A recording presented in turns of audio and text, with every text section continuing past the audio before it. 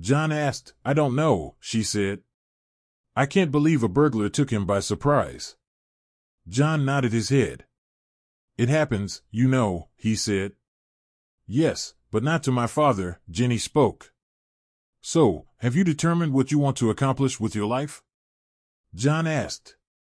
I don't mind, John, she replied. I hope to attend UCLA this September. I want to become a lawyer, but not like my mother or uncle.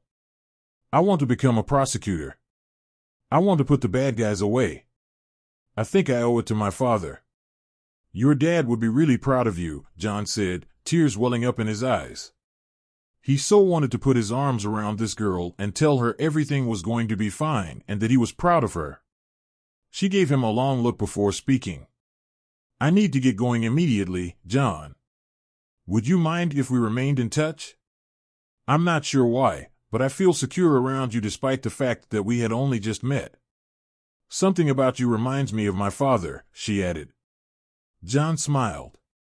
Sure, Jenny. Can I offer you my phone number? Please feel free to contact me whenever you need to. Sure, she replied, smiling. I hope you don't mind if I call at strange hours. He shook his head. Not at all, Jenny. Call me whenever you want. They swapped numbers and Jenny left. He proceeded to his SUV, unaware that Jenny had placed his discarded coffee cup in a plastic bag. He also didn't notice her writing down the number on his registration plate. John left the graveyard and walked to Griffith Park Observatory. It was time to put the plan into motion. Once there, he stared out over the city where he had previously worked as a police officer. He took out 2 of the burner phones Ben had bought, disabled the first, changed the number to private, and connected the voice changer device Ben had given him. He chose the effect he desired and dialed a number. A woman answered on the second ring. He knew Hannah's voice. Hannah Wilson, she spoke abruptly. Why? Why did you kill me? He asked before hanging up. He promptly turned off his phone and removed the battery.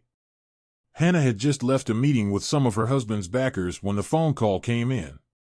She heard the message and attempted to answer, but the call had already ended.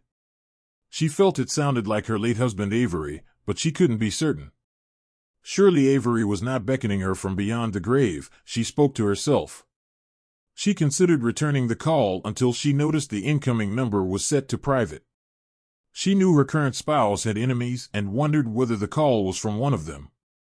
John, meanwhile, had turned on the second phone. This time he utilized it to send a text message to Robert's phone that included a picture. The caption read, "Remember my promise," and the photo was recently shot of Robert outside his workplace with a crosshair over his groin. After confirming that the message had been sent, he turned the phone off and removed the battery. Both phones were later destroyed, and the parts were discarded in various garbage cans in the area. Robert, of course, noticed the photograph and read the caption. He knew it was about the commitment Avery had made to him on his wedding day so long ago. But it was impossible. He assumed Avery had been dead for 10 years, and no one, not even Hannah, knew what his younger brother had told him that night. Things were strained in the Wilson family. Robert and Hannah discussed their encounter, but they dismissed it as the work of a political adversary and moved on. John followed the approach he and Ben had agreed upon, waiting 3 days before making his second set of calls. This time he proceeded to Jason Orange County before sending Hannah a snapshot of the video in which Robert shot him. The message captioning simply stated, "Your sins will find you." The call to Robert's phone was also unique. This time he said, "Remember, I can blow your balls off from 1,000 yards away," before hanging up. He shattered both phones and disposed of the fragments in various garbage bins before returning home. Both Robert and Hannah were becoming increasingly apprehensive. By now, no one but them and Avery knew what happened in that bedroom 10 years ago, and Avery had died. How could this happen? They questioned each other. Following the plan that John and Ben had sketched out for several days, no calls or text messages were sent. John knew Ben was busy gathering information about Robert, so he used his free time catching up on the events of the previous 10 years. Then he received a call and opened his smartphone. He discovered it was from Jenny. "John Tony," he answered. "Hello, John, this is Jenny. Remember me?" He smiled. He would never forget his tiny girl. "Sure," he replied. "What can I do for you? Can we meet tomorrow morning at my father's grave, approximately 6 a.m.? She asked. "Of course, I will be there. Is everything okay?" "I desperately need to talk to someone," she said. "Okay," he informed her. "See you there in the morning." "Thank you," she added before hanging up. He wondered what she needed to talk to him about. The next day, he sat on a seat near the tomb, waiting for Jenny. She arrived just on time and sat next to him. "Good morning," he said. She returned the welcome. He could see she was quite nervous about something. He thanked Penny for her views. She stared at the grave and then back at him. She opened her purse, took out an envelope, and gave it to him. "What is this?" he asked. "You know, I remember the last time I saw my father alive," she added. "Following the funeral, my mother married my Uncle Robert, who insisted I call him Dad. I refused, even though it made my mother angry. He kept saying he was my father, but I didn't believe him. I now have the truth. He's not my real father." She gazed at his face. John was shocked. How could she know, he wondered. She pointed at the envelope. "I apologize for the intrusion, but after we met, I retrieved your coffee cup and cigarette butt from the trash. You know those things are going to kill you," she said. He laughed. "Something about you made me think of that day 10 years ago. You know you can wear contacts to change the color of your eyes, get facial surgery to change the color of your hair, and even screw up your fingerprints. However, you cannot change your DNA. They were able to remove enough saliva. What I discovered is that they could identify you as my father with 99.99% certainty." "Wow," John stated. "Ben was correct about you. You were resourceful. You'll make an excellent prosecutor someday." Jenny smiled. "So, who are you really? Who is buried in my father's grave if not you?" she asked. "The man you knew as Avery Wilson died 11 years ago," he said. "My real name is John Tony. You can thank the feds for this. The official explanation is that Avery was murdered during a home invasion, but that's not true, is it?" she asked. He shook his head. "No," he replied. "Not even close. I knew it." "I want the truth, Father," she said. "You owe me that." He enjoyed hearing her call him Dad, and he knew she was correct. However, he was unsure whether she could bear the whole truth. "Are you sure about that?" he asked. "It's worse than you can imagine." He noticed tears in her eyes. "Yes, I need to know," she replied. "I accept that, no matter how awful things are at the Wilson household." "JN," replied Jenny, shakes her head. "No," she replied. "Mom and Robert have been on edge during the previous 4 days. According to what I've heard, they've been receiving weird phone calls and text messages, which has made them very upset, but isn't there more?" John asked. She tried not to cry, but tears streamed down her cheeks. "Have they harmed you?" She burst into tears, and John embraced her. It felt great to embrace his girl again, and he wanted to soothe her sorrow. She said, "You'll probably hate me if I tell you this." John shakes his head. "I would never hate you. Why are my little princess and always will be." She enjoyed hearing him say that and tried to remain calm before proceeding. "Robert has been molesting me," she explained quietly. John became enraged as she spoke. "How long has this gone on?" he asked. She stated that I was around 13 years old. JN thought the slime sucking. "Have you dialed 911?" he asked. She nodded. "They sent someone out several times, to inspect me, but Mom claimed that was not true. Then they thrashed me and confined me in my room. They threatened to hurt me severely if I said anything to anyone else. What's on your schedule for today? Jan asked. Nothing really, she said. School is out, but I can't stand being around the house any longer these days. I'm just waiting to graduate so I can move out and attend college. You mentioned that you wanted to see proof. Would you like to come to my house so I can show you? He asked. Her eyes brightened. Really? She asked. Yes, that is something I would really want. John took out his phone and dialed Ben. Hello, John. What up? He asked. Ben, I need to see you at my apartment right now. John said that there had been a change in plans. Ben knew better than to pressure his friend. Okay, I'll come straight over. Jan concluded the phone call and accompanied Jenny to her car. Follow me, he told her. I'm in that SUV over there, he said, pointing to his automobile. He drove to his apartment, making sure Jenny followed him the entire time. He led Jenny to his flat and ushered her in. It's not as nice as yours, but it's home, he explained. It's perfect, Dad, Jenny said, looking around. It could benefit from a woman's touch, however. She accepted his offer of coffee, so he switched on his Keurig and let her select her preferred flavor. After having their coffee, they sat at his table. So where's the evidence? She asked. Are you sure you want to watch this? He asked. It's quite graphic. I told you I needed to see this, she explained. John unlocked his laptop and played the video of Dan, Robert, and Hannah plotting to kill him, followed by the actual shooting video. Her face grew white, and tears ran down her cheeks. My God, she exclaimed as the video ended. I cannot believe they planned to assassinate you. By then, Ben had knocked on the door. John welcomed him in and introduced him to Jenny. So what's happening, Ben? Inquired John after sitting down. Jenny knows who I am, John added, and she claims Robert has been assaulting her for years. I can't sit here and let that happen. Ben nodded his head. I understand, he replied. So do you believe it's time to step things up? I do, John stated. Ben considered for a moment before speaking. He stared at Jenny before speaking. Would you be willing to help us? He asked. Yes, she answered. Anything I can do to help. Ben looked at John. We could use a pair of eyes and ears in the Wilson household, he explained. Maybe she can set up some cameras and let us look around her house. I don't want her in danger, John remarked.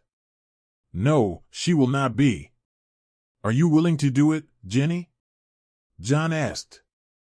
Jenny nodded her head. Absolutely, she said. I'm over 18 and want to help. There's nothing you can do to stop me, Dad, she added, focusing on her father. Furthermore, she explained, I've been taking self-defense training for several months, and I promised Robert that if he ever touched me again, I'd kick his balls up into his throat. He has not touched me since. John felt proud of his daughter's statements. She was certainly his girl, all right. Ben replied, I'll set you up with the equipment and demonstrate how to utilize it. He stared at John. Perhaps it's time to contact the media. I'll arrange an interview and get back to you. Is there anyone we can trust in the DA's office? John asked. Ben shook his head. Things have altered dramatically in the past 10 years, John, Ben said. I'd want to see all three of them hung. The truth is they'll drag it out in court for years with no certainty that anything will be done. I apologize, that's exactly how things are now. Then it is up to us, John stated. Maybe we can enlist the help of some people in the East, Ben said. You know they don't care much about publicity. John understood what that meant. He despised the concept but recognized it could be their greatest hope. Okay, arrange an interview. I will continue doing what I have been doing. Perhaps we can push their hand, he said, staring at Jenny. You set up those cameras like Ben instructed and don't take any chances. If you feel you are in any danger, please contact me or Ben immediately. You can stay here. Any questions? Ben and Jenny shook their heads. All right, let's go. They walked out with John hugging his daughter. I'm very, very proud of you, Jenny, he whispered, tears threatening to fall down his cheeks. Jenny grinned and gave her father a kiss on the cheek. I love you, Dad, she said. I adore you too, Princess, he answered. The next few days passed in a blur. John maintained his call and message campaign, pushing Hannah and Robert even farther to the brink. Jenny followed the instructions. Ben positioned cameras and microphones throughout the house. Even the household phones were wired. Robert and Hannah couldn't use the restroom without informing Ben and John.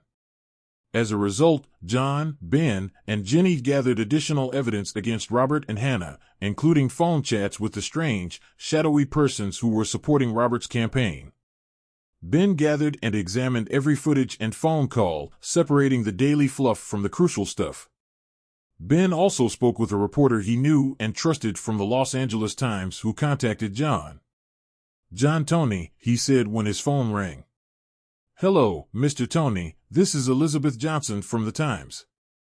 I chatted with a buddy of yours who said you have a story for me. Can we speak soon? Sure, if you're interested. I can show you some video as well. Yes, I am extremely intrigued, she replied. Can you stop by this afternoon? Yes, I can be there this afternoon, John asked. What time? They arranged to meet at 2 p.m. in a conference room at the newspaper's offices. That afternoon, before hanging up the phone, John looked at his watch. He had a little over an hour to get there, so he gathered his belongings and set out. He finally found a parking spot and proceeded to the conference room where he met Elizabeth. She appeared to be around his age, with short blonde hair. She looked great even in her business attire. John naturally examined her fingers and found no wedding or engagement bands. He reached out to her. Miss Johnson, he asked. She smiled and accepted his hand. Please call me Liz, she said. Come in and have a seat. Can I get you anything? Coffee, dear? Latte? Coffee is always welcome, he remarked, smiling.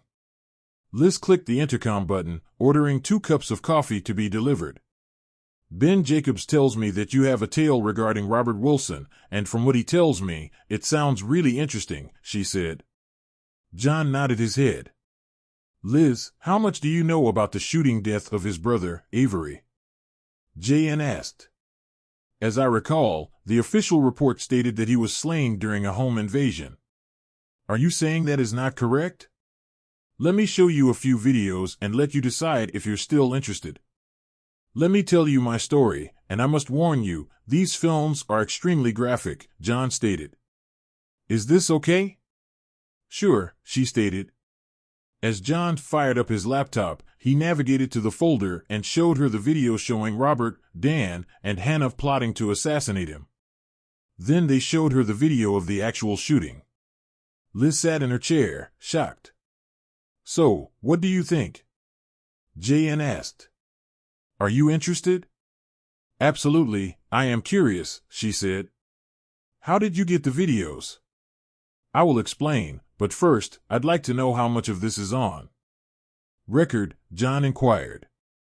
If there was anything you preferred to keep private, please tell me, she said. John considered for a moment. Okay, Liz, John stated. Ben claims he trusts you. That's good enough for me. This is totally off the record. Officially, Avery Wilson died 11 years ago.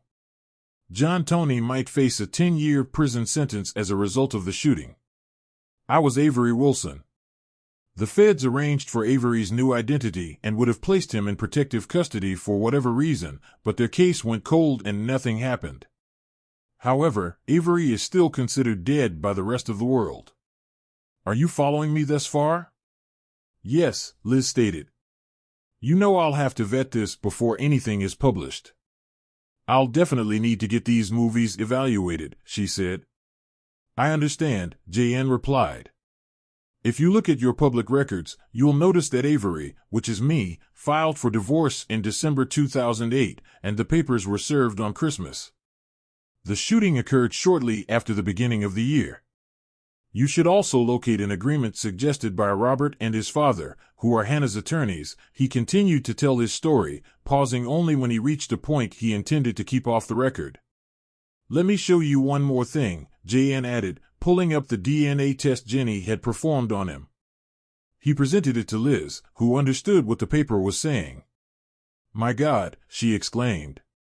You truly are, or we are Avery Wilson. Look, there's much more to this story. Would you be willing to discuss it over dinner? John asked. Liz smiled. Perhaps, she said. Let me think about it for a time before I call, okay? Does it sound good, Liz? He said. I'm looking forward to hearing from you. They said their goodbyes, and John headed for home. The following day, Liz called him. Mr. Tony, I hope this is not too short notice, but I'd like to accept your dinner invitation. Sure, John stated. Where do you want to go? She mentioned that there would be a political meet and greet with several of the candidates, including Robert. I'll even get the chance to ask some questions. Are you still interested? That sounds interesting, J.N. responded. Sure, give me the information, and I will pick you up after. Liz provided him with the necessary information. He called Ben to alert him. Are you nuts? Ben inquired. It will be all right, John stated. I'm dead, remember? Just be cautious and let Liz ask the questions. Have you got me? Ben inquired. Yeah, I got it, John stated. John called his daughter to let her know that he would be there with Liz. Thank you for informing me. She said, I'll be there, of course, so I will act as if we have never met, thanks, John stated. Later, he dressed in his best suit and went to Liz's place. She looked stunning in her evening outfit. He replied, You look stunning, as she opened the door. She smiled, Thank you, sir, and you look quite dapper. They arrived at the event and joined the queue heading into the supper.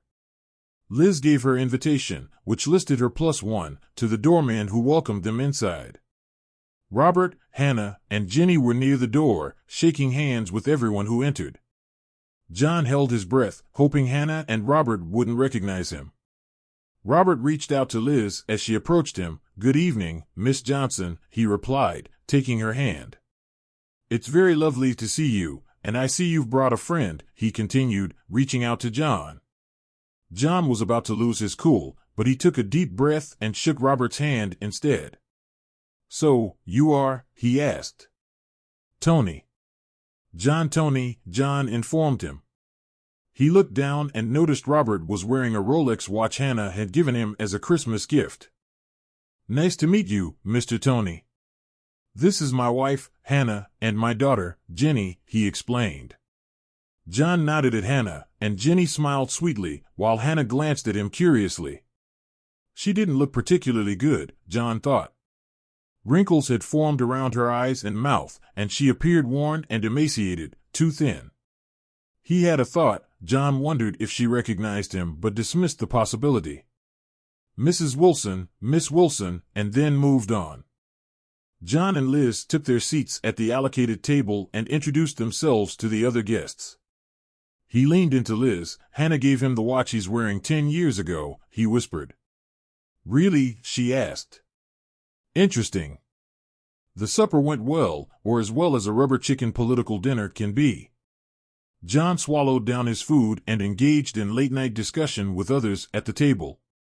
He glanced at Robert from time to time and noticed Jenny looking at him. He wasn't certain, but he believed he saw her give him a thumbs up. He smiled and returned to his food. Finally, the meal phase of the event concluded, and the MC introduced the candidates on the dais. Robert was the first candidate to address the audience. After delivering his customary stump speech about restoring accountability in Sacramento, the floor was open for journalists to ask questions. Liz held her hand up and was chosen first. She stood and introduced herself, Elizabeth Johnson, Los Angeles Times, she stated. This is your first time on the political scene, and we don't know much about you, Mr. Wilson. Can you tell us how close you were to your brother, Officer Avery Wilson? Thank you for asking, Miss Johnson, he explained. My brother and I were very close. This had always been the case. His death struck us all very hard, Liz replied. I see. And you married your brother's widow soon after his funeral 10 years ago, correct? That's correct, he said. So, could you kindly explain why your brother named you and your father, as well as his divorce from his wife, which was filed more than a month before his shooting? Liz asked. Audible gasps echoed across the venue. That was 10 years ago, Miss Johnson, Robert explained. My brother suffered from psychosis, possibly due to his military experience. I'm not sure why he would have done it. However, the divorce papers revealed a proposal made by both you and your father that would have robbed Officer Wilson of his rights as a husband, Liz said. Could you please explain? Is it typical for two senior members of a law practice to handle a basic divorce like this? I do not recall such a proposition, Robert spoke hesitantly. We represented Hannah as a benefit for her years of dedicated service to us. He gazed around the room. Then he yelled out before Liz could ask another question. He addressed a man 2 tables away from Liz, Brad Williams, Orange County Register. He asked, could you please answer Miss Johnson's question? Did you have an affair with your brother's wife at the time of the shooting? More gasps were audible across the room. When John asked the question, Hannah looked down at her plate. That's an outrageous claim, Robert stated. I thought the world of my brother. I loved him. No one was sadder to learn of his death than I was at the moment of the shooting. Federal authorities were investigating your firm on allegations of involvement in organized crime. Could you please inform us what occurred with that investigation? Brad asked. We were cleared of all allegations, and the case was closed, Robert stated. Then he pointed to another woman a few tables away, Jane Holliday, and KDTV News. She stated, as I recall, the FBI never fully closed the case. They just stated that they couldn't discover any compelling proof to back up their allegations, isn't that right? From our perspective, the outcome was the same. Robert stated, if the claims were true, my father would never be selected for his place on the court. John could see Robert was worried. The MC stood up and began the question and answer session before introducing the following contestant. I don't think he did himself a favor, John whispered to Liz. She gave a smile and nodded her head. I suppose you're correct, she said. You might want to look at the evening news when you get home tonight. A few hours later, the gathering came to a close and everyone got up to leave. Robert, Hannah, and Jenny dashed for the door but were stopped by John and Liz. Mr. Wilson, J.N. said, holding out his hand. Robert paused and shook his hand. I could not help but notice, that's a very great piece. May I have a look, please? Robert took it off and gave it to him. John inspected it and flipped it over to show Liz the inscription on the reverse, which was exactly what he had described to her the day before. He gave it back to Robert. I knew someone with a watch similar to that, John said. He stared at Hannah. To present something like that to your husband, you must really adore him. Hannah smiled. Yes, I do, mister, she started. Tony, J.N. stated. Nice to meet you all, please have a nice evening. He nodded at Jenny, who was smiling. Robert wrapped his arm around Hannah, and the 3 of them took off rapidly. John and Liz watched as they left. I believe you just received your tail, John said. Liz nodded as he turned to Liz. I believe so, he remarked, while taking up Liz's sweatshirt. Now that all is over, do you want to go somewhere nice, maybe eat a proper dinner? She smiled. I'd love to, John, but I need to get home and file this story so it can appear in the morning paper, she explained. I understand, John said. Liz turned to face J.N. as he approached her apartment building. John, I wanted to let you know that I reviewed your previous police record. I wasn't trying to pry, but I needed to know what kind of man you are, or were, based on your record, she said. She described you as a no-nonsense cop who never took guff from anyone, but what I observed tonight was different, she explained. I was amazed by the restraint you demonstrated. It couldn't have been easy to witness your wife and daughter with the man who shot them, John stated. I'm hoping to develop a relationship with my daughter, though, Liz nodded.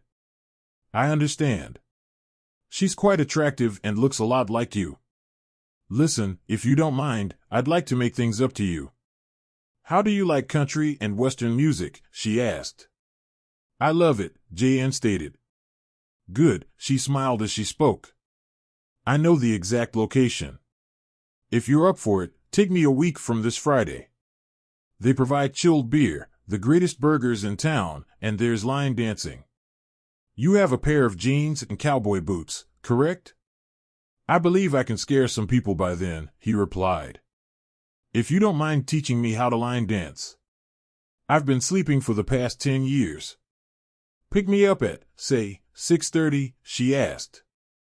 JN smiled. It is a date, he said. He got out of the automobile. I opened the door for Liz and accompanied her to her flat. She opened the door, then turned to give him a little kiss on the cheek. I'll see you a week from Friday, cowboy, she added before entering. Sleep tight, as she shut the door. John felt like a schoolboy who had just had his first date. He virtually skipped and jumped as he returned to his car. He smiled. He drove home and promptly switched on the evening news. It took some time, but the local news networks broadcast extracts from the night's events. Tonight, several candidates for state government met with reporters to identify themselves, the news announcer stated. Attorney Robert Wilson was questioned about his relationship with his brother, dead police officer Avery Wilson, and the officer's widow, who is now his wife. The footage showed a tense and irritated Robert evading questions that were fired at him. John smiled. Robert did not have a nice night. Wilson was confronted with allegations that he was having an affair with his brother's wife, who had been served with divorce papers less than a month prior to the terrible incident, the announcer added. Wilson disputed the charge, stating that he loved his brother. When the report was over, his phone rang. He picked it up. He realized the caller was Jenny. Hello, Princess, he remarked as he answered the phone. Here's the corrected version of your text. Hello, Dad, she said. Who was that hottie you were with tonight?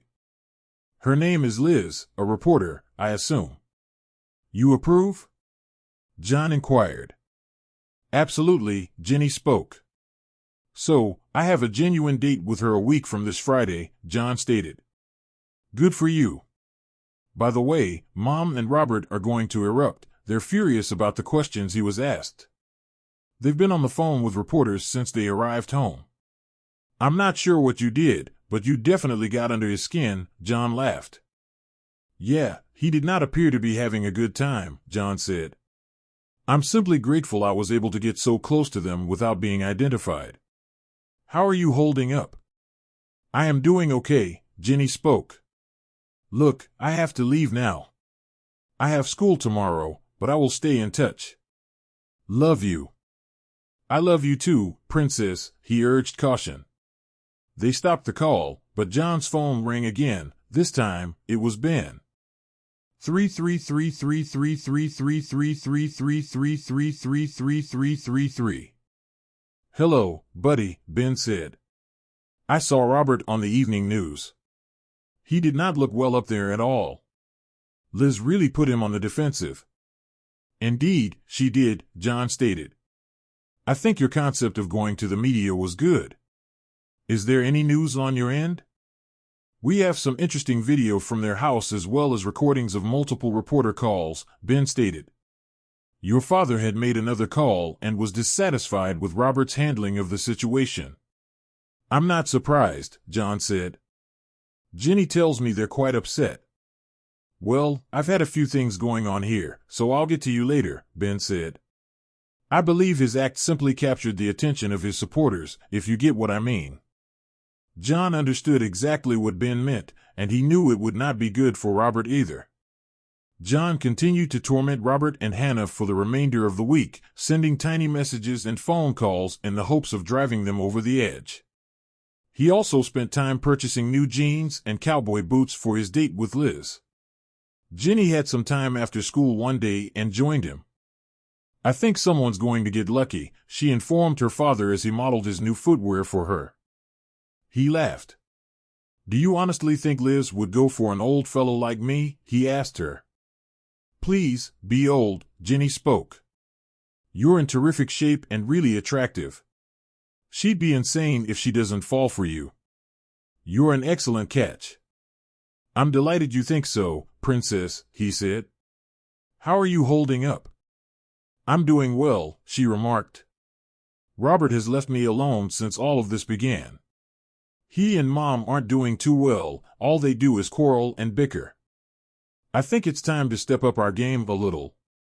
J.N. added, I'll talk to Ben and Liz to see what they think. Jenny nodded her head. You may be correct, Dad. She said they were very nervous about something. I'm thinking if it's time to address your concerns with Robert, would you be comfortable with that? He asked. Jenny paused for a bit before responding. I'm never comfortable with it, but I know it has to be addressed at some point. She said, would you be cool if I discussed it with Liz and had her discuss it with you? He asked. Yes, I suppose, she spoke uncomfortably. I trust you, Dad. Do what you believe is best. Don't do something dumb. John stated that his heart broke for her, and he wanted to pull out Robert's tool and feed it to the wolves for what he had done to his young girl. Liz called him after Jenny had left for her house. Hello, John, she replied. I just wanted to let you know that our technical team has reviewed the videos you provided and determined that they are both legitimate. I showed them to my editor, who was interested in seeing what I could come up with. Do you have any other videos or information you can share with me? John stated, would you like to meet for lunch or something else? Another component of this is that I haven't spoken with you yet, and it's really delicate. Yes, sure, can we meet for around an hour? I will text you the address. That sounds good. JN responded, I only need to hurry home and get my laptop all right.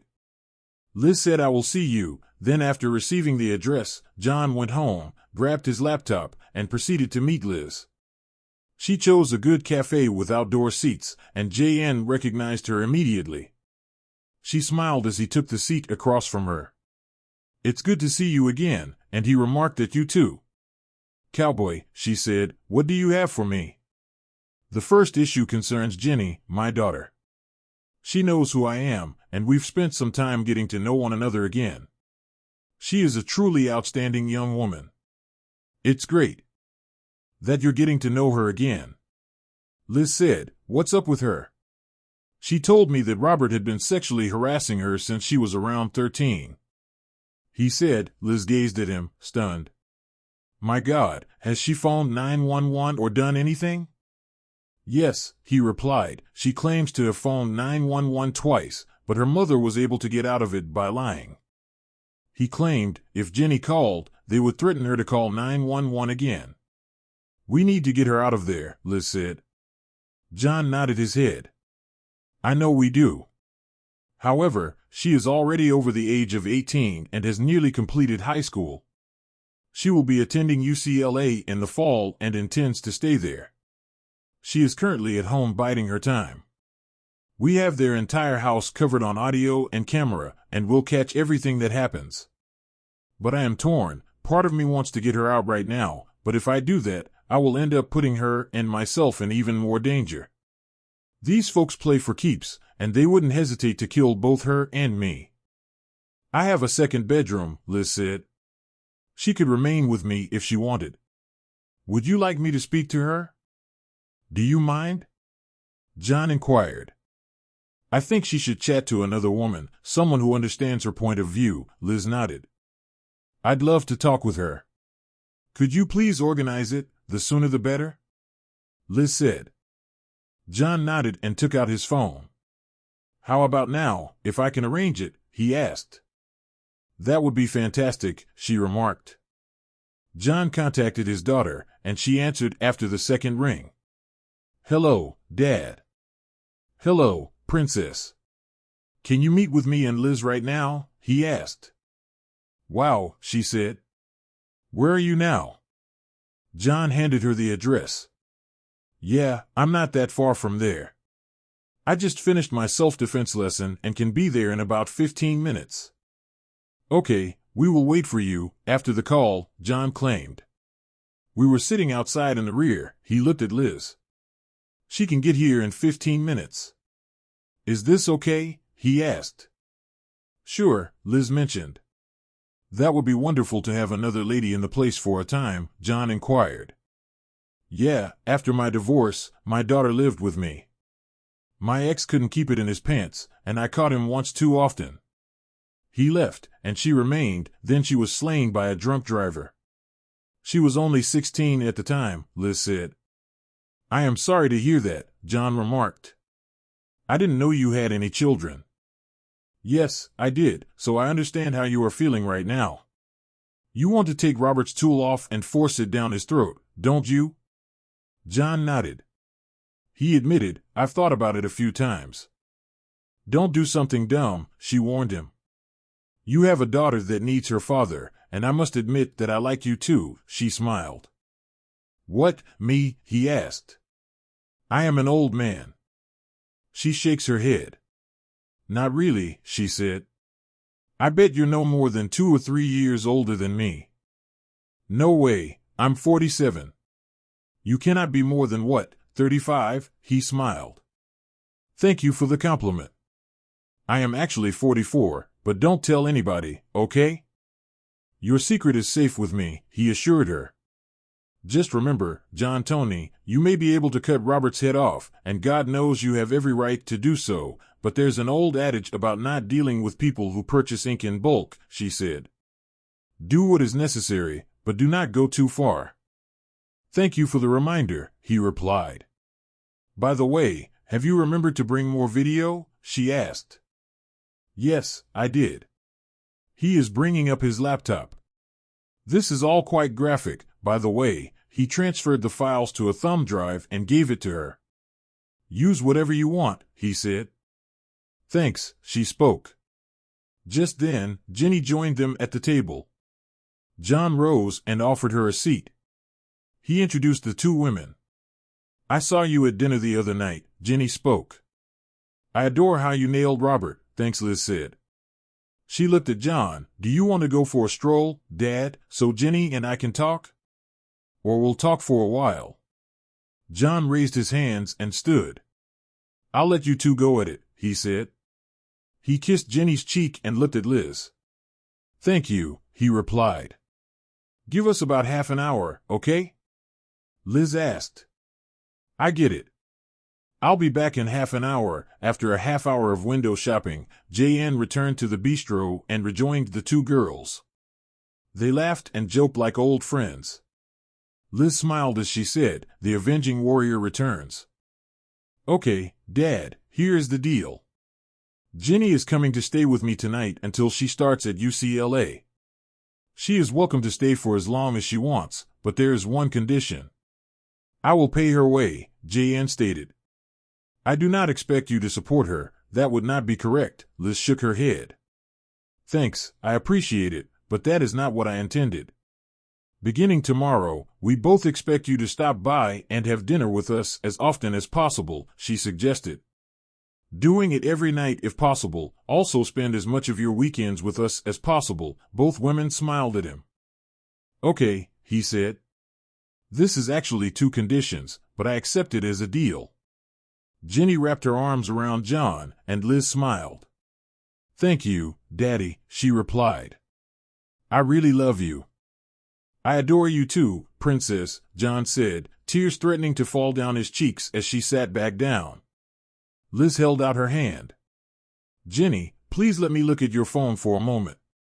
I want to ensure that the tracking they have set up is disabled.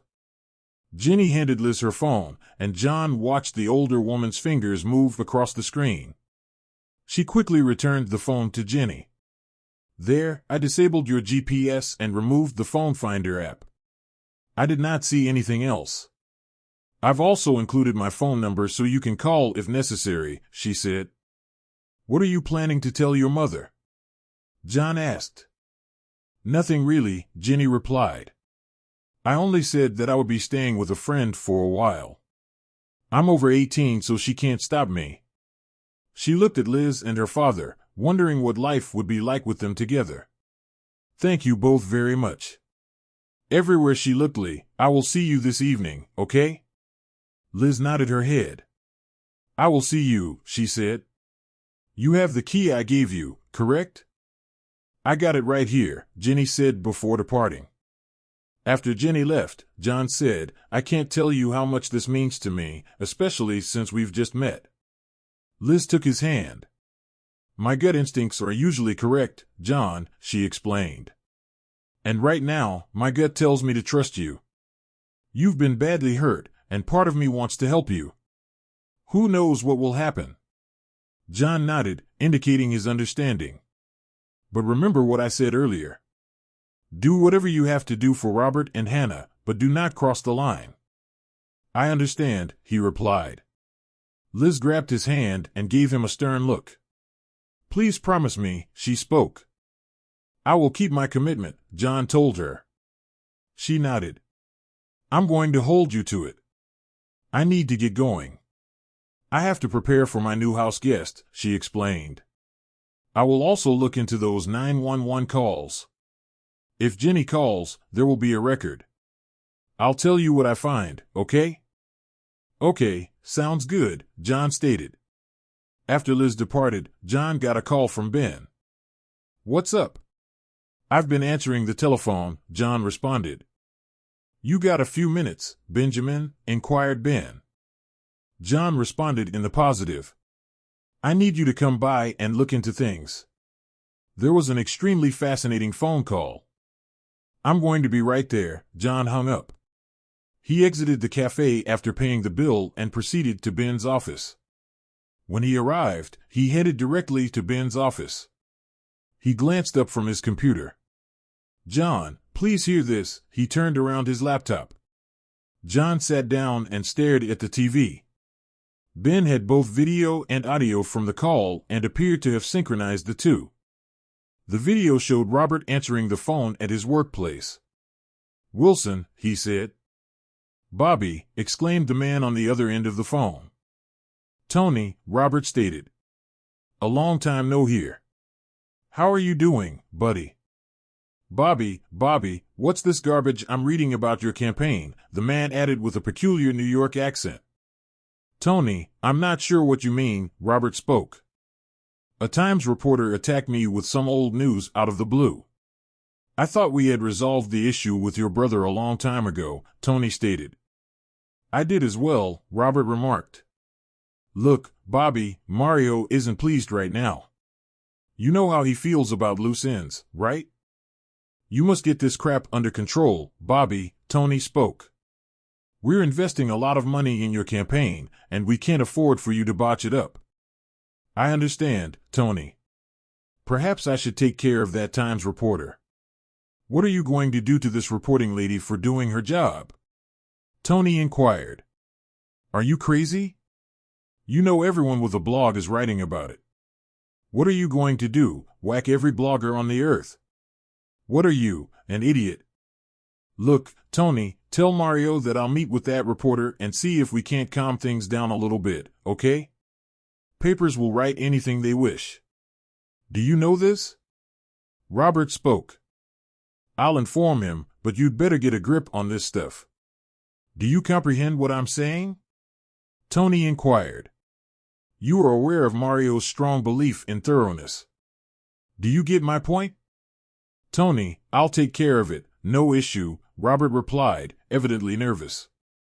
Bobby, Tony warned you that the next time, there will be no phone call, understand? You got it? Tony warned. Tony, I'll take care of things, Robert spoke. When the call ended, Robert's face turned white as the video concluded. He sat back and grabbed a drink. Ben glanced at John. According to John, it appears that his fans in the East are dissatisfied with him right now. Robert appeared to be going to pass out, Ben said. It's worse than you know. I believe the man.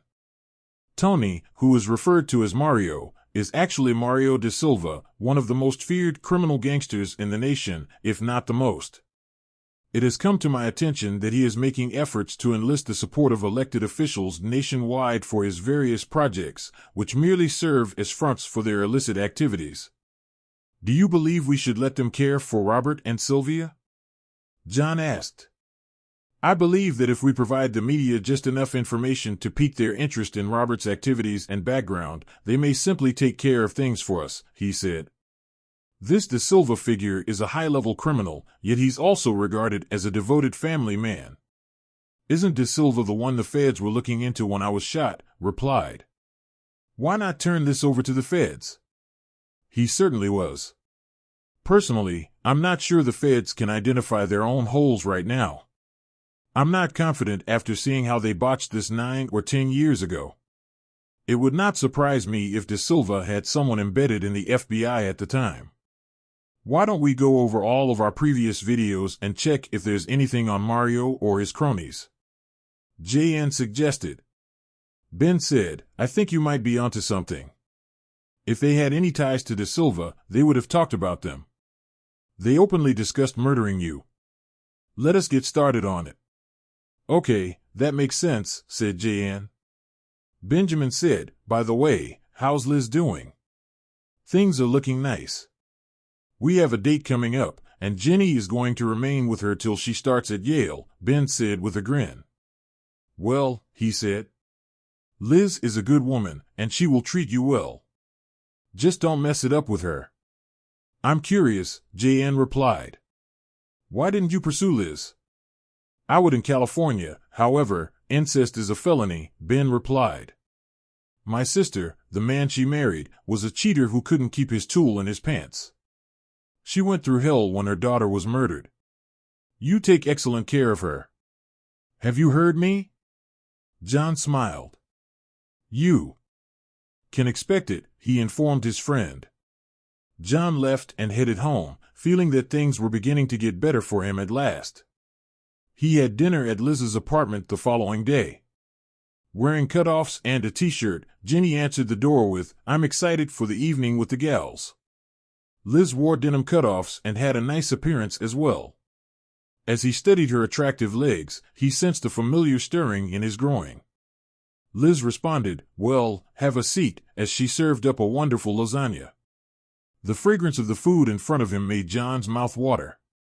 Liz insisted on saying grace before the dinner and requested John to lead them in Thanksgiving, which he did. For the first time in a decade, he felt like he was at home. John ate 2 helpings of lasagna and seconds of Liz's green beans. The girls smiled to themselves as they watched him eat. This was his first prepared dinner in 10 years, and he cherished each bite. Finally satisfied, he sat down and stared at Liz. He declared, that was the best lasagna I think I've ever had. Liz said, thank you. You are welcome, cowboy. I'm glad you liked it. I think we'll still have enough tomorrow if you're interested. I most certainly am, he said, turning to face Jenny. Have you heard anything from your mom or Robert? Yes, she called earlier to ask where I would be staying, he inquired. I just said to her that I'm spending the night with a friend. I told her that I was 18 and could stay wherever I pleased, but she was not happy. John nodded. Good. I don't think she'll bother me anymore. Any updates from your end, Liz?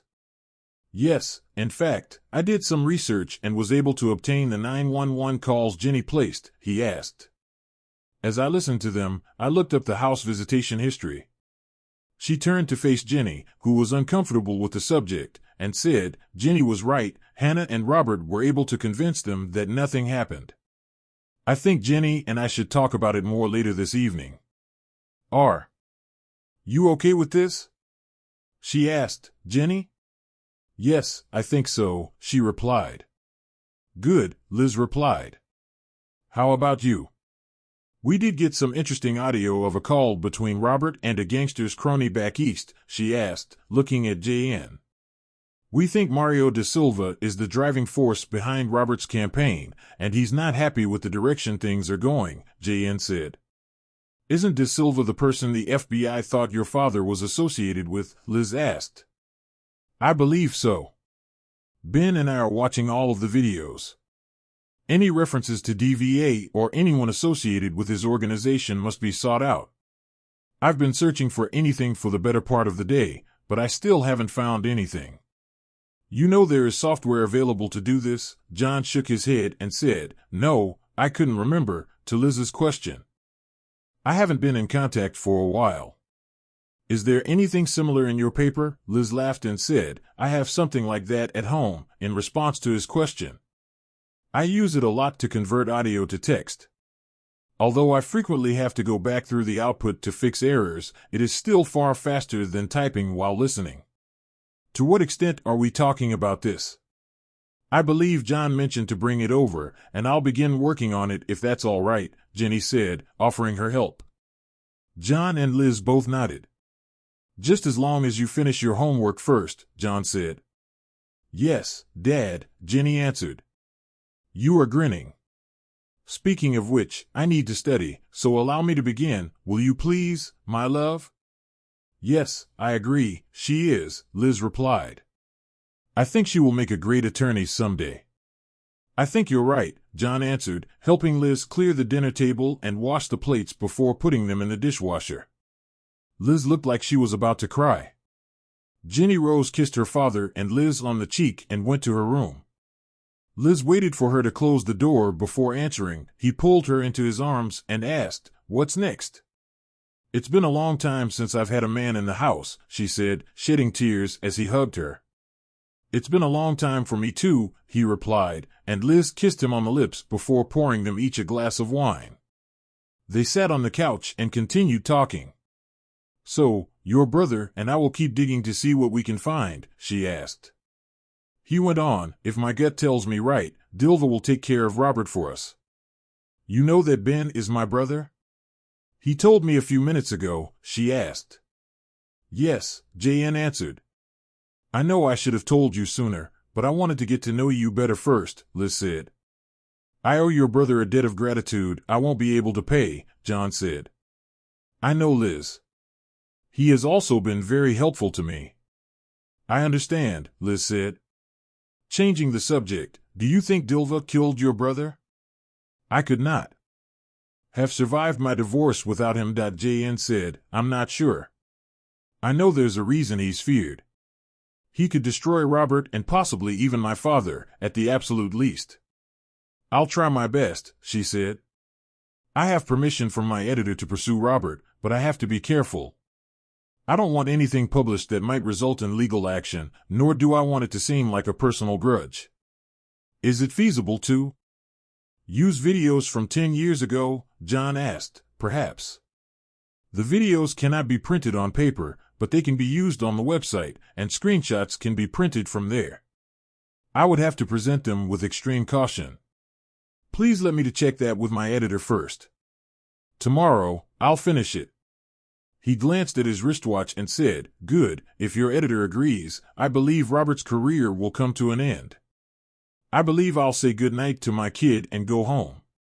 But I think we should prepare for it using some of the other resources we already have," he added. "Thank you so much for the delicious dinner, Liz." She put her arms around JN and gave him a passionate kiss. He met her gaze and smiled. "Maybe we can stay and have dessert someday." "That's what I would like to have," he said.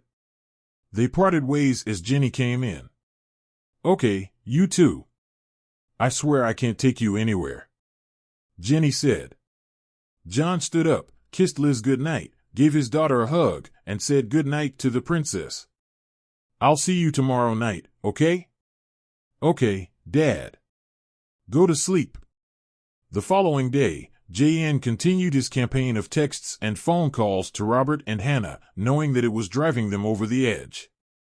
He devoted most of his day to transferring all of his recordings onto DVDs for Liz and Jenny. He was unaware of the number of films he had of them until he attempted to arrange them chronologically. That evening at dinner, he gave Liz the CDs, and she was shocked by the amount of information he had given her. "I spoke with my editor today, and he wants me to focus on the infidelity angle first, and then perhaps use it as a springboard into the other topics," Liz continued. "You've already provided me with plenty of evidence to back it up, so we will bury him with everything we have," John said. Read the paper for tomorrow. John smiled. I feel like the scandal is going to blow up, she said. I can't wait, he stated. True enough, the news of Robert and Hannah's infidelity dominated the morning shows, with all of them discussing Liz's story. An article in the Los Angeles Times accuses state Senate candidate Robert Wilson of having an affair with the wife of his deceased brother, police officer Avery Wilson. According to the article, video obtained by the paper shows the officer's wife having sexual relations with both Robert and his father, Daniel Wilson, the current Superior Court judge. Obviously, we cannot post that video here, but screenshots published by the paper depict all three in a negative light. Eyewitness News and other agencies saw the footage, and we can confirm that the three are engaged in sexual behavior. According to the report, Officer Wilson's divorce papers mentioned both Robert and Daniel Wilson and alleged that his wife, Hannah, had an adulterous relationship with the two men. We contacted Judge Wilson but have not received a response as of this broadcast. Robert Wilson has previously denied any such relationship, and all attempts to contact Mr. or Mrs. Wilson have failed. According to the story, the tapes also made references to an East Coast crime gang. During these events, Wilson's firm was being investigated for ties to organized crime. Federal investigators have stated that they were unable to establish a conclusive link between the firm and the mob.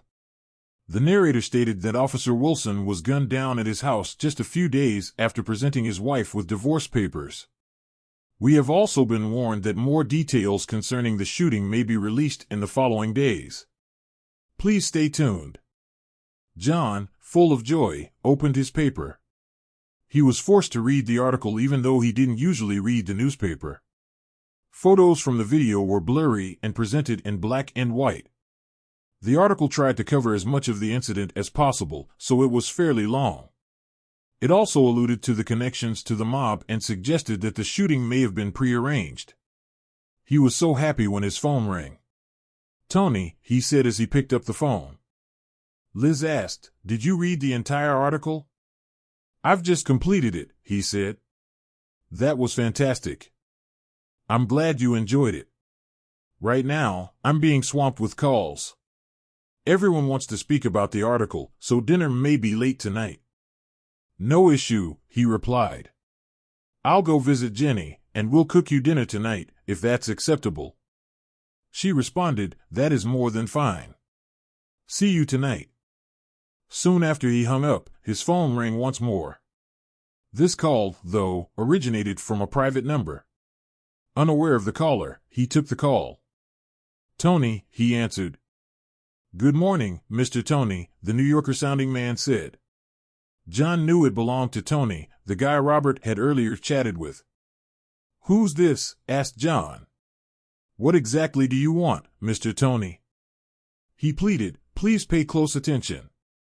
There'll be a black sedan in the following 5 minutes. Pull into your apartment complex. 2 men will come to your door. They've been told to accompany you to meet my boss. Do you understand? There's nothing to worry about as long as you follow their guidelines exactly. Am I being clear?" "Yes," John replied. After the call ended, he gave Ben a call to let him know what had transpired. "I don't believe you are in any danger," said Ben, "but just in case, turn on your phone finder app as I demonstrated, and I will keep a watch on you. Call me as soon as possible. I believe the Silvas are preparing to cope with Wilson. Do as they say, and you should be all right." John took Ben's advice and opened the app right away, seeing a big black car pull into the apartment building. A minute afterward, there was a knock on his door. When he opened it, he saw 2 men wearing sunglasses and suits. He also noticed that under their jackets, their sidearms were holstered in shoulder holsters. One of them said, "Mr. Tony, come with us." John gave a nod, then trailed them into the vehicle. After blindfolding him, they helped him into the back seat and checked him over for weapons. They located and removed his cell phone. As the door shut behind them, he heard the men slide into the front seat. He willed himself to remain silent and composed as they traveled, mentally counting the seconds and noting the turns. "I was hoping for some clue as to where he was going. After 45 minutes or so, he felt the car come to a stop. The men opened his door after getting out of their vehicle. One of the men held his upper arm as they emerged from the car. A metallic door opened, and he was led inside. The men took off his blindfold when the door was closed. His eyes adjusted to the dimly lit room, and he saw a man of medium build coming toward him. When the man held out his hand, it was accepted. "Mr. Tony, I'm glad you could come along," the man grinned and said. "My name is Mario Dilva. Perhaps you have heard of me. Please join me on this walk." John trailed him into a different room. Dan, Hannah, and Robert were shackled to the wall. Evidently scared, they sat in their underwear on the hard concrete floor. Their hands were chained above them, and their feet were spread out in front of them, fastened to concrete staples. The man said, "There are some people here who I thought you would like to see one last time. I'm sure you've met Mr. and Mrs. Robert Wilson, as well as Superior Court Judge Dan Wilson," John responded. "Yes, I know them." With pitying expressions in their eyes, they all turned to face him. Robert asked shakily, "Is that true? Do you understand?" to Avery. John looked at the person sobbing and said, "Avery died. You murdered him 10 years ago, remember? You and the 3 or 4. In reality, the 3 of you conspired to murder him. I imagine your chickens have finally come home to roost, right?" John noticed a taser being carried by one of Mario's men. It had to have electrodes applied to the skin in order to work. He turned to face Mario. He asked, pointing to the taser, "May I?" Mario looked at him, then back at the taser. With a smile, he nodded to the man to hand it over. John held the taser and glanced back at Robert. Robert's boxer was just barely open, exposing his genitalia, as he noticed. Squatting, he spoke loudly enough for Robert to hear him as he spoke into his ear. "This is for molesting Jenny, you worthless piece of trash," he said as he pressed the trigger and attached the electrodes to Robert's device. Robert shivered in pain as the taser burned through him, and he shouted. John stood up and took a quick look at Robert. He said, "And this is for your brother's wife," before giving Robert a powerful kick to the groin that made him scream once more. He knelt down again and addressed Robert. "I just have one question for you, Robert." "Why?" he said, pausing briefly before answering haltingly, "because it was fun." Taking a quick glance at Robert, John stood up and repeatedly kicked him in the groin. "You're right, you know that," John said. He gave Robert another kick to the groin and said, "This is fun." He looked down through a hole at Hannah and shook his head, asking, "Are you having a lot of fun?" His statement, "I was always taught not to hit a woman, Avery adored you with his whole heart." How did you reward him? By betraying his siblings and father. Then they plotted his death, and then you let this jerk molest your 13-year-old daughter. Which kind of monster are you? You're not worth the effort. He went on to Dan. You too. You swore to follow the law, but you don't know what the law is, do you? You screw your son's wife and then plan to murder him. You're a larger piece of garbage than Robert. You're aware of this. He took a step back and kicked his groin thoroughly. As he handed the taser back to Mario's men, he got up and said, "Screw you. To heck with all of you." Subsequently, he faced Mario. "Is anything else there?" "What is your name, Mr. Dilva?" asked he. Mario gave a headshake. "No," he said. John looked at the 3 bound people in front of him and said, "I just thought you'd like to say goodbye." "Goodbye and farewell," he said, pausing to look at Mario. Mario nodded and motioned for John to leave, saying, "I considered killing them myself once, but I made a pledge not to cross that line. I keep my promises." Calmly, "I know that about you, Officer Wilson," he continued. Shocked, John stared at him. "Yes, I recognize who you are. I also know your daughter is attending UCLA this autumn. According to JN, she wants to be a prosecuting attorney. I'm confident she'll be an excellent one."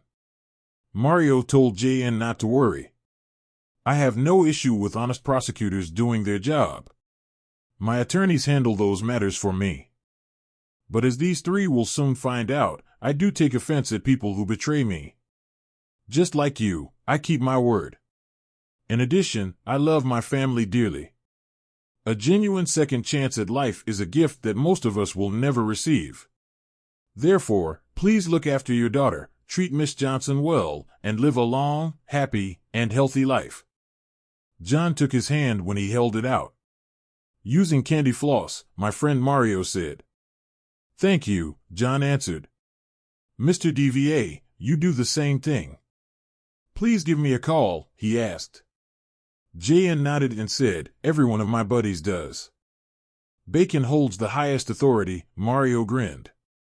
He gestured for the two men to carry JN inside. He was blindfolded once more and escorted to the vehicle. After a little under an hour, John received his phone and the blindfold was taken off. John received a large bottle of brandy from one of the men as a token of Mr. DVA's appreciation. The men nodded as they departed. One of the men asked, "Please express my gratitude to Mr. DVA," John remarked. John took a seat at his desk. He took out his phone and noticed his hand was shaking after making sure the car had left. In an attempt to calm himself, he grabbed a cup of coffee and walked out onto the balcony to light a cigarette. After gaining composure, he gave Beenan a call. Benjamin asked, "Are you okay, John? I have lost all signals from your phone." "Yes," John said, "I am okay." He thought back to his encounter with Mario and the three liars who had destroyed his life. "This clarifies a lot," Ben remarked. "I lost signal from their residence. It's almost as if they jammed all electrical signals before capturing Robert and Hannah. It's probably a good thing you got Jimmy out of there while you could." They said, "I agree," and John put out his cigarette, looking out at the balcony as he did so. He went to Liz's apartment around 5 p.m. and knocked on the door. Jenny nodded and opened the door for him. He gave his daughter a firm hug. She said, "Dad, are you okay?" "Yeah, I'm just happy to see you," he replied. Jenny responded, "I'm glad to see you too." Liz called and said she'd probably be fairly late. "What do you think about merely calling for pizza?" Jenny grinned, recalling her childhood card games with her father. "Pizza sounds wonderful to me. I brought a deck of cards." "Want to see if you can beat the old man at spades?" she asked. "Since our last game, I've had enough practice," she said. He removed the cards. He said, "So let's see what you have." After getting a pencil and notepad, they sat down at the table and played spades until John got a call. They had been playing for over 3 hours when he took the phone. It was now 9 o'clock. Liz said, "Hello, John," upon his reply. "Have you watched the news?" "No, Jenny has been tearing my pants off in spades," said JN. "What's happening?" "It's time to turn on the news," she stated. "It appears that Dilva has taken care of Robert and Hannah. I'm sorry, but I've been doing interviews all night and will be trapped here for at least a few more hours covering this story. Can you all handle dinner on your own?" "Not a problem," said JN. "We were thinking about phoning for pizza." "Pizza is great." "I apologize, John. I'll get home as soon as I can," she said. John answered, "I know. We'll be here." "We appreciate you informing us," he said as he hung up the phone and turned on the TV to look for local news, which he discovered on a channel that was discussing the problem. "Eyewitness News has just received this information," a reporter said, "that state Senate candidate Robert Wilson's home burned down today. Firefighters discovered the bodies of 3 people, 1 woman and 2 males. It is unclear what caused the fire, but investigators say they are investigating and have not ruled out foul play. Mr. Wilson and his wife, Hannah, are thought to have been among those killed. Stay tuned to Eyewitness News for updates as they become available." When the news arrived, Jenny let out a gasp and started crying. John also suffered an injury, but his daughter is his first priority. She broke down in tears and soaked his shirt with her tears as he held her. When his phone rang, he put Jenny down and picked it up, claiming it was from Ben. Have you seen the news? Ben inquired. Yes, I did, replied John. Did you have any idea what was about to happen? Asked he. No, I didn't, John answered back. Ben asked, were they still alive when you last saw them? Yes, they were, in response from John. I made Liz a promise, which I kept. Okay. Ben, I believe you, she said. I'll let you know if I hear anything. Take care of Liz and Jenny, I'll do. Before hanging up the phone, J.N. stated this. Jenny looked at him when he put down his phone. Jenny asked, sobbing, have you had anything to do with this? No, I didn't, J.N. answered back. I made a vow to Liz. I admit that I wanted them to suffer some pain, and I used to want to kill them because of what they did to you and me, but I had nothing to do with it. You swear to me on a stack of Bibles? She asked. If that's all it takes, he uttered. Have I ever lied to you? She asked. No, you have not, she affirmed. As she sobbed over her mother, he gave her a hug. When John's phone rang again, he saw it was Liz on the other end. John said, Hello, Liz, what's up? Please tell me you had no knowledge of this, she replied. No, I didn't know about this, he replied. Good. I had to inform the police of Jenny's whereabouts, and they will arrive shortly. No doubt they'll have some inquiries. I will be leaving soon, and we can discuss when I get home, okay? Okay, John replied. Liz asked, obviously upset, Jenny? I think she'll be all right, he remarked. All right, she replied. Look after her, and I'll see you in a bit. That sounds wonderful. I will go ahead and order the pizza, John replied. After bidding each other farewell, the call ended. J.N. placed an order for 2 enormous pizzas from a nearby Domino's Pizza. Before he heard a knock on the door, he was sitting with Jenny. He saw 2 enormous Los Angeles Police Department officers when he answered the door. Sergeant Taggart was one of them. He had worked with him 10 years earlier. Is Miss Jennifer Wilson present here? Inquired the sergeant. Yes, John responded. The police came in with Taggart and looked him over carefully. Please come inside. Taggart asked, Who are you, by the way? John Tony, he uttered. I am Miss Johnson's friend, and I am here to look after Jenny. Do you have any identification? Replied Taggart. With a nod, John pulled out his driver's license. Taggart took a good look at it and returned it.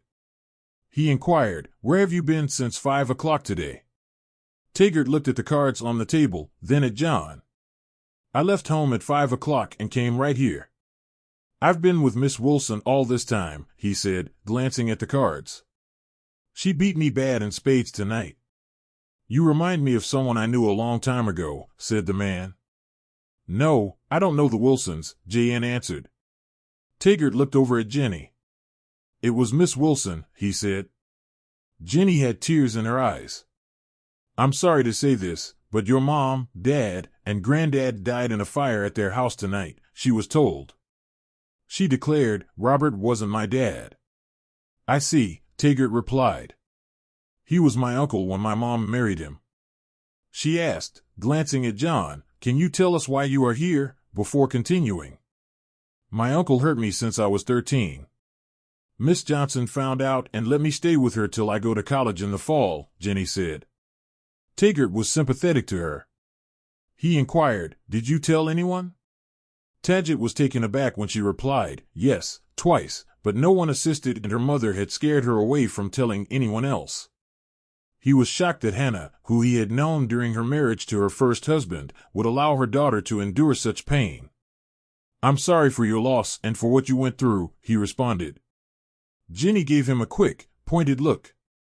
Taggart had seen her dad a few times before he was killed, and he was familiar with that look. I'm not sad that they're gone, Jenny heatedly remarked. Taggart listened as she spilled her guts, saying, I'm happy.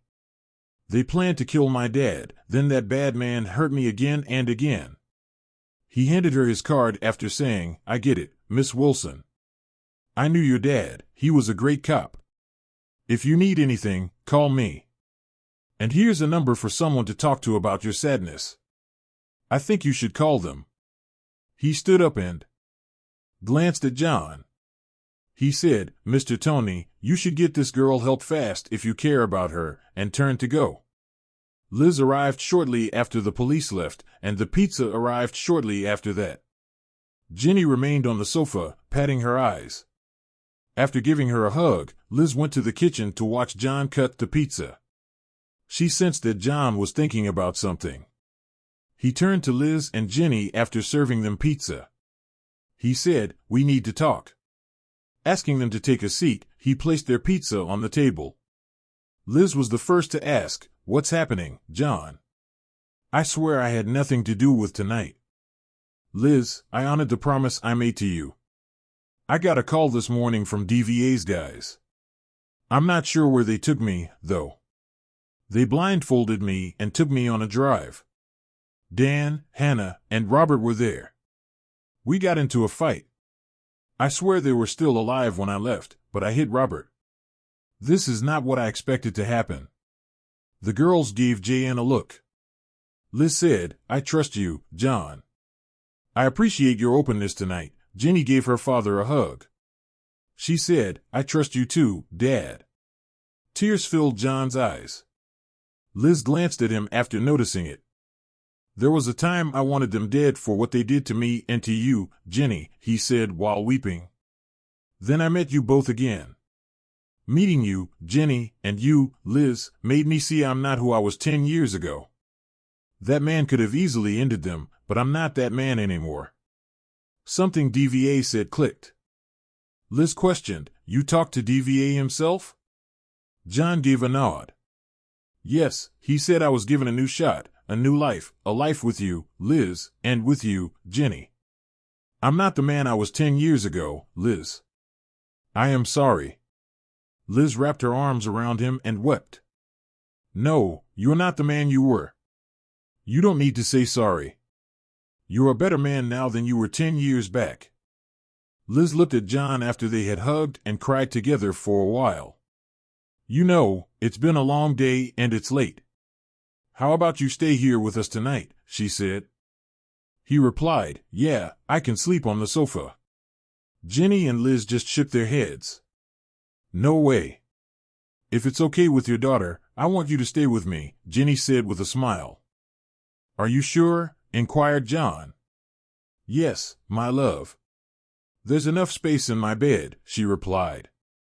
But keep in mind, I'm a one-man woman, and I expect you to be a one-woman man. John laughed. It's a deal. He planted a kiss on her lips. He gave Jenny a look. Do you think this is okay, Dad? She asked. I'm more than okay with this. They gave each other another hug, finished their pizzas, and went to bed. Following a tender romantic evening, John awoke to find Liz's nude form encircling him. This feels right, he grinned to himself. John and Liz tied the knot 6 months later. Jenny was Liz's maid of honor, and Ben was John's best man. Life appeared to be getting better. Checks revealed that Dan, Hannah, and Robert all passed away from smoke inhalation. Fire officials discovered that the fire began in the old home due to a wire issue. With the aid of numerous documents and old legal books that Robert and Hannah had collected over the years, the fire quickly spread throughout the wooden home. Jenny attended UCLA, dividing her time between the university and her father's condo. John joined Ben to work as a private investigator even though he didn't need to. However, he still had one item to sort out. One day, Jenny called to inform him that his mother, Barbara, was hospitalized due to a severe form of cancer that was causing him to lose her memory. The elderly woman wouldn't be around for much longer, according to the doctor. John paid his mother a farewell visit with Jenny and Liz. As he entered the hospital room, he saw how weak his mother was. She opened her eyes slowly and saw John, tears rolling down her cheeks. He sat beside her and met her gaze. Avery, she said weakly, is that truly you? He comforted her, saying, Yes, Mother, it's me. John embraced her tenderly and comforted her, tears welling up in his eyes. And yes, I forgive you. Before she became tired, they had a tender moment together. He laid her down and grinned subtly. She sighed, "Thank you, John," as she fell asleep.